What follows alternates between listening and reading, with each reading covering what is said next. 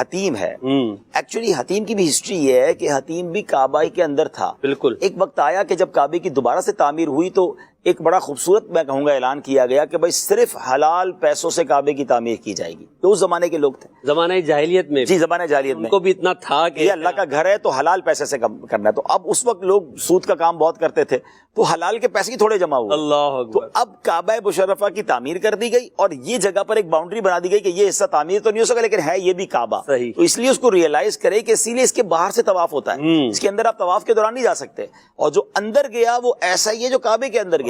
لوگ بڑے کہتے ہیں بھائی ہم کعبے کے اندر گئے، تو جو حتیم کے اندر بھی گیا ہے وہ ایکچولی کعبے کے اندر بھی گیا. ہم بھی کہہ سکتے ہیں الحمدللہ ہمیں بھی کعبے میں نوافل پڑھنے کی. یہ دیکھیں یہ یو شیپ جو ہے نا ایکچولی یہ کعبہ ہی ہے. کیا بات. ٹھیک ہے، یہ تعمیر نہیں ہوا تھا لیکن یہ بھی کعبہ ہے. اچھا اب اس کو اعلیٰ حضرت کا تخیل دیکھیں کہ یہ یو ہے نا، اب یو جو ہے وہ یوں سمجھیے کہ گود کا بھی آپ کر سکتے ہیں، آغوش کا بھی اشارہ کر، کوئی آغوش بھی اپنی لے لیتا ہے، کوئی گود کہہ لیں.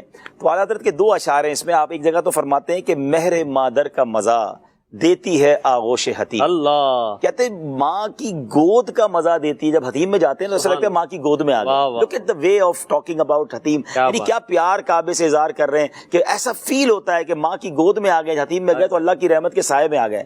مگر اب نبی پاک کے دربار کی جب بات ہو رہی ہے کہتے ہیں ٹھیک ہے ماں کی آغوش کا تو یہ خیال دیتی ہے مگر آقا تو وہ ہیں جن پہ ماں باپ بھی قربان ہیں. اور یہ صحابہ کا انداز تھا، فدا کا امی و ابی یا رسول اللہ، حضور ہمارے ماں باپ آپ پر قربان.